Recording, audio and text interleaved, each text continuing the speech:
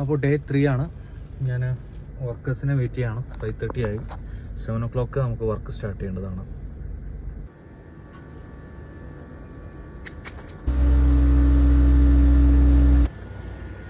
So ഇന്ന് നമ്മൾ വിചാരിച്ച പോലെ വർക്ക് ഫാസ്റ്റായിട്ട് ചെയ്യാൻ പറ്റില്ല, കുറച്ച് ലേറ്റ് ആയിപ്പോയി.